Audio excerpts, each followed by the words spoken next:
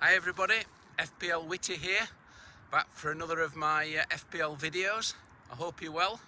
Recording this on Monday morning on the back of game week 6. Hope you had a good one. I had my first red arrow of the season this week, so it is what it is. I've had a sea of green arrows up to now, but a red one this week, but I'm still smiling. You've got to, haven't you?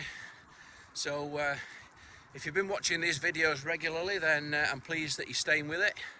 If it's your first one, then you're very welcome. I'm glad you're here.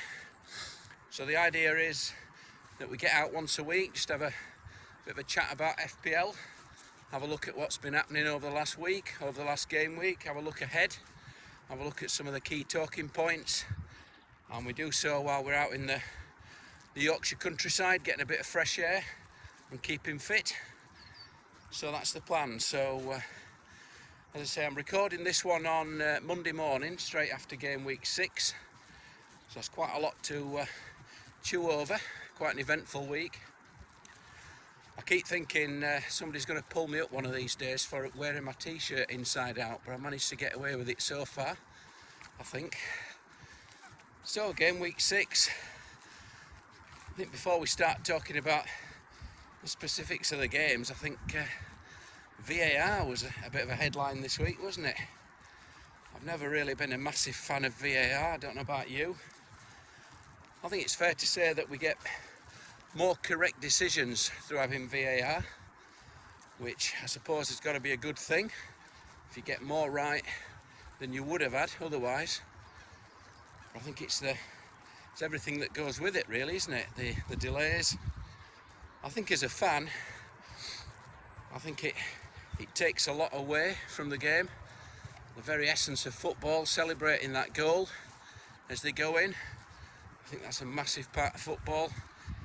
I think if it's instant, like it used to be with a referee's whistle or a flag, then I think that's fair enough. You had a quick glance at the officials and then celebrated, but I think it's pretty hard as a fan now to have a goal ruled out after 2 minutes when you thought you were ahead. So it is what it is. I'm not a fan, but anyway, we move on, rant over. So yeah, game week 6, what an eventful week again. I keep saying that every week, don't I? But Arsenal finally lost their 100% record, as Manchester United made it 4 wins in a row now. What crisis, eh? They're really on fire, aren't they? Going really well. Rashford, the star of the show. There's about 500,000 transfers in of Rashford already on Monday morning. Just shows how quick people are to react.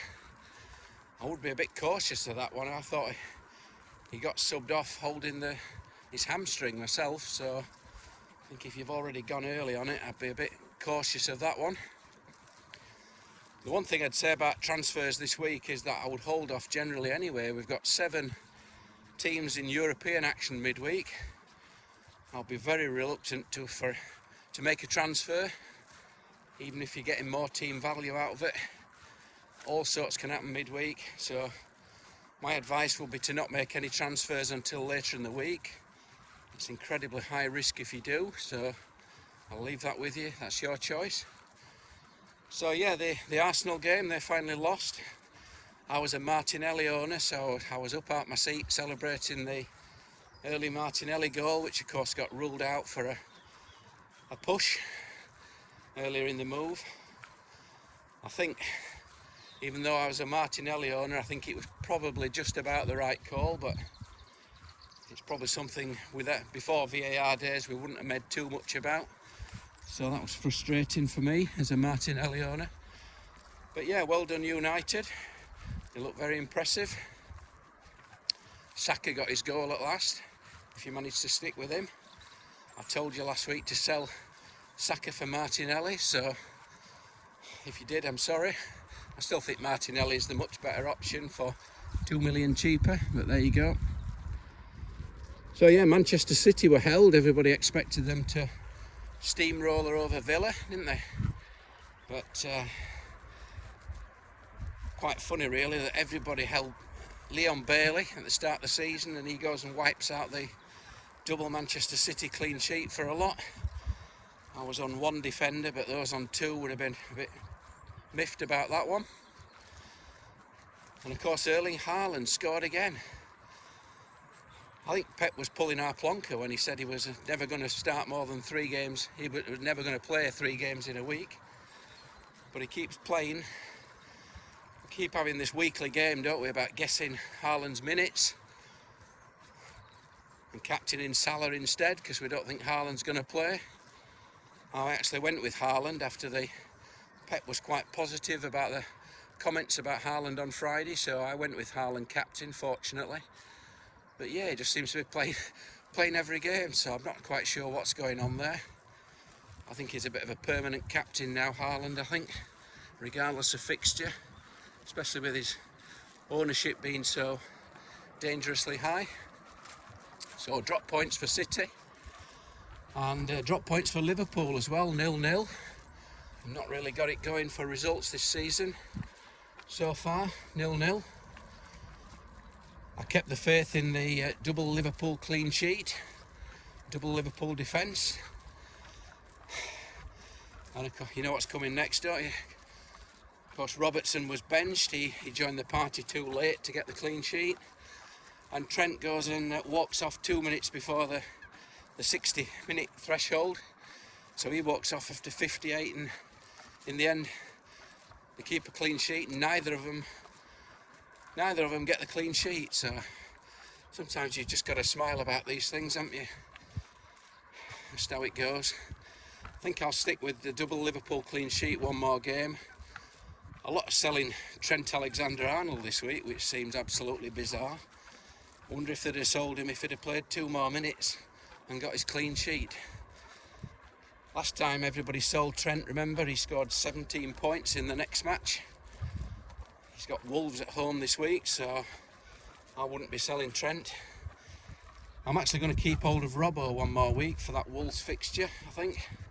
Possibly sell him the week after when they play Chelsea, I think it is. So yeah, that was frustrating as a Trent and Robbo owner. But drop points for Liverpool. Salah, blanked again. Big decision to make now with Salah, isn't there? I don't think I'll be selling him before my wild card in game week 9, and then I'll review it. I'll keep him till then, I think. I know he plays Chelsea in game week 8, but we'll see. I'll certainly keep him this week anyway. But certainly some options there. You could sell him to Kevin De Bruyne. I'm not advocating that you do, because I won't be doing that, but certainly can unlock a lot of money in your team, that's for sure. And then elsewhere, Harry Kane scored again as Spurs won. He's doing very well, isn't he? And Chelsea won again, very late. Havertz got the winner. And then a couple of teams went goal crazy. Ivan Toney hat-trick as Brentford hit 5. If you're on to Ivan Toney, you're laughing this week, aren't you? He's going great. I think a lot sold Ivan Toney after he blanked a couple of weeks. So again, that lesson we talk about every week. Don't sell players after 2 blanks. Keep faith with your players. Hope you were on Ivan Toney. I wasn't. And of course Brighton stuffed Leicester as well, didn't they? Another 5 goals. This time for Brighton. So plenty of Brighton options emerging now there. McAllister was the hero really, wasn't he? But Trossard, Gross, I was on Gross. I thought I was a bit unlucky really. I thought he could have had a pretty big haul, to be honest. So yeah, plenty going on. How did I do? Well, I only had 3 returners this week. I had the Haaland captaincy, and he had assists from Neco Williams, who I bought him for Perisic, because we thought Perisic was going to be benched, and he was. So I got Neco Williams' assist, and I got a Gross assist, and that was it really, 3 returns. So a tough week, and I scored 39 points. So a bit below average this week. I've been on a sea of green arrows all season until now. So it's my first red of the season. I was down from 61k to 146k, I think. So a red arrow this week, but we'll take that on the chin. I said last week that not to get too carried away, because the bad game weeks will always arrive. So I was only actually 3 points below the elite manager average, which I think this week it was quite indicative that the more casual players tended to outscore the more engaged players. And I don't mean that in a derogatory way, but that is how it worked out this week. So yeah, I take it on the chin. I'm still in the top 1.5% of teams, so fantastic position to be in after 6 weeks. I'm happy with that. So what this week then? Well, I'm fairly happy with my team. I'm big at the back, failed again. I've got Trent, Robbo, Cancelo and Reece James scored 5 points between the 4 of them, but I know people say big at the back is failing, but I think they're all capable of big 15-point hauls on the day. I think I'll stick with that for now. I've got Jesus, Haaland, Salah, Gross, Martinelli. I'm happy with my team. I think I might roll this week. I think I'm going to keep hold of Robbo for that fixture against Wolves. Then when he plays Chelsea in game week 8, I might move him to Trippier, who plays Bournemouth. And I've got the funds through doing that, and what I've got in my kitty to maybe get Mitrovic in game week 8 against Forest. So that might be my loose plan, but a lot can change before then. So it is what it is. Red arrow this week, but I'm still smiling. You've got to, haven't you, really? Don't get too disheartened if you're too far behind. These things happen. If you're 50 points behind, you can pull that back at 1 or 2 points a week. I said that every week, so keep the faith. So we'll keep it there. Keep these videos brief. If you want to follow my team more closely, you can do so at I write articles for Fantasy Football Geek website. I'll be here once a week with these. You can find me on Twitter. And if you're enjoying the videos, be sure to like and subscribe. Hopefully you find them helpful. And we'll be back to do it next week. So, as I said, keep the faith. A lot of very, very good engaged managers got bad scores this week, so you're not alone in that. As I say, I'm not too disheartened.